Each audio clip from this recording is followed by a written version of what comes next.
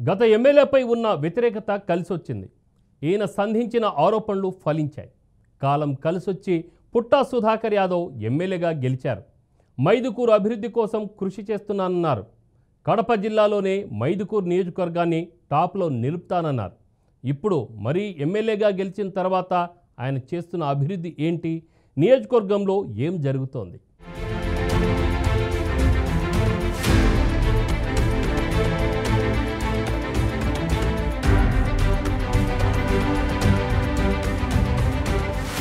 కడప జిల్లా మైదుకూరు నియోజకవర్గానికి అంతర్జాతీయ మార్కెట్లో మంచి గుర్తింపు ఉంది. బ్రిటిష్ కాలంలో నీటి కొరత నివారణ కోసం నిర్మించిన కేసీ కెనాల్ ఈ నియోజకవర్గం గుండా ప్రవహిస్తోంది. ఇక్కడ పండించే కేపీ ఉల్లి విదేశాలకు ఎగుమతి అవుతుందంటే ఈ నియోజకవర్గం ఏ స్థాయిలో పేరుగాంచిందో అర్థం చేసుకోవచ్చు. కళాకారులకు నిలయంగా కూడా మైదుకూరును చెప్పుకోవచ్చు. ఇత్తడి బొమ్మ కళాకారుల గ్రామంగా కూడా మైదుకూరుకు పేరుంది.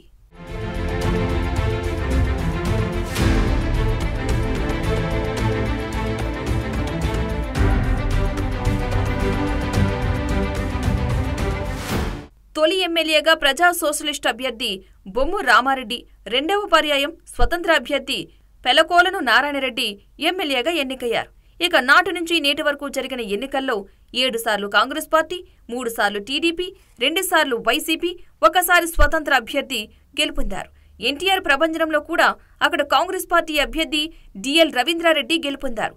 అప్పటి నుంచి ఇప్పటి వరకు డిఎల్, శెట్టిపల్లి కుటుంబాల మధ్యే పోటీ జరుగుతోంది.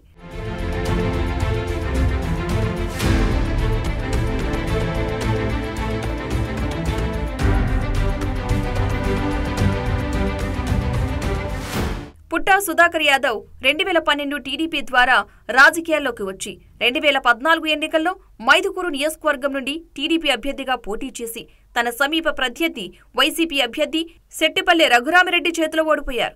సుధాకర్ యాదవ్ 2018 ఏప్రిల్ 11న తిరుమల తిరుపతి దేవస్థానం పాలక మండలి చైర్మన్ గా నియమితులై ఏప్రిల్ 28న బాధ్యతలు చేపట్టి జూన్ 2019న తన పదవికి రాజీనామా చేశారు. 2014, 2019లో వరుస ఓటముల తర్వాత మొన్న జరిగిన ఎన్నికల్లో శెట్టిపల్లి రఘురామిరెడ్డిపై ఘన విజయం సాధించారు.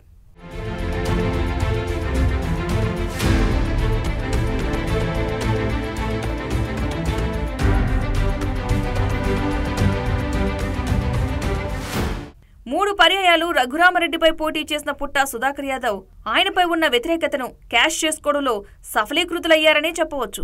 భూ కబ్జాలపై, చేస్తున్న అవినీతి అక్రమాలపై విరుచుకుపడ్డారు. ఈ ప్రాంత రైస్ మిల్లర్లు రేషన్ బియ్యం అక్రమార్కులంటూ అధికారంలోకి వస్తే వారి భర్తం పడతానంటూ తీవ్రమైన వ్యాఖ్యలు చేశారు.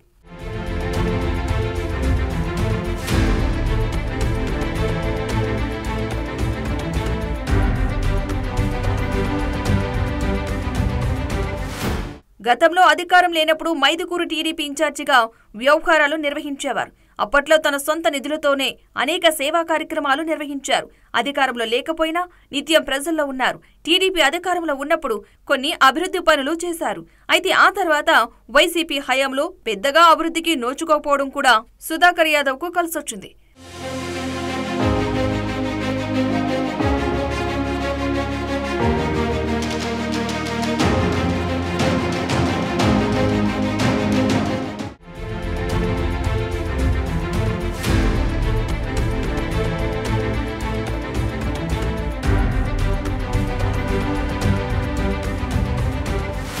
అధికారం లేని సమయంలోనే అభివృద్ధిపై ఫోకస్ పెట్టి సుధాకర్ యాదవ్ ఎమ్మెల్యేగా గెలిచిన తర్వాత పూర్తిస్థాయి అభివృద్ధిపై ఫోకస్ పెట్టారు. సూపర్ 6 పథకాలను లబ్ధిదారులకు అందేలా కృషి చేస్తానని చెప్పినట్లుగానే చేస్తున్నారని పలువురు చెబుతున్నారు.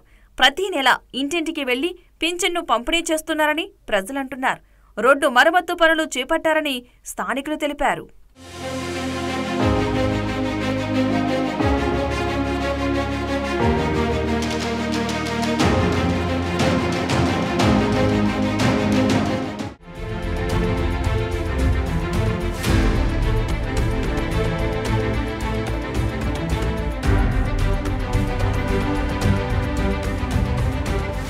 ఎన్నికల సమయంలో చాలా హామీలు ఇచ్చి గెలిచారు, కానీ పూర్తి స్థాయిలో నెరవేర్చడం లేదని ప్రజలు అంటున్నారంట.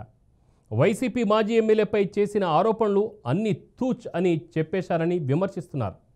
ఎమ్మెల్యే అయిన తర్వాత సుధాకర్ యాదవ్ ప్రజలకు అందుబాటులో ఉండడం లేదని ఆరోపణలున్నాయి.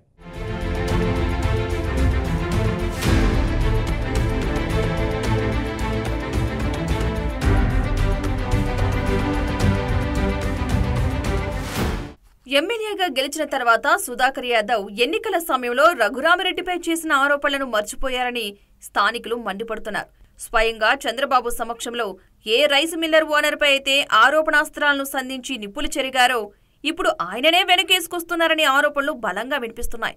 ఎమ్మెల్యేగా ఎన్నికయ్యాక అప్పట్లో ఎమ్మెల్యేపై చేసిన ఆరోపణలను సైతం పక్కన పెట్టి సొంత పనుల్లో బిజీగా గడుపుతున్నారు అనే ప్రచారం సాగుతోంది.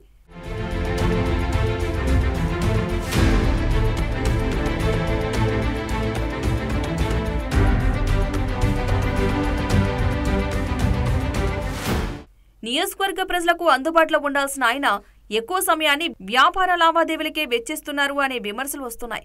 ఇక ఇచ్చిన హామీల విషయానికి వస్తే వాటిపై పెద్దగా దృష్టి సారించలేదని వాదనలు ఉన్నాయి. కాలంతో పాటు ఎమ్మెల్యేపై వ్యతిరేకత కలిసొచ్చి ఎమ్మెల్యేగా ఎన్నికైన సుధాకర్ యాదవ్ మాటలకు చేతలకు చాలా తేడా ఉందని నియోజకవర్గ ప్రజలు గుసగుసలాడుతున్నారు. ఏది ఏమైనా మాజీ ఎమ్మెల్యేకు ఈయన ఏమీ తీసిపోరన్న విమర్శలు నియోజకవర్గ ప్రజల్లో వ్యక్తమవుతోంది.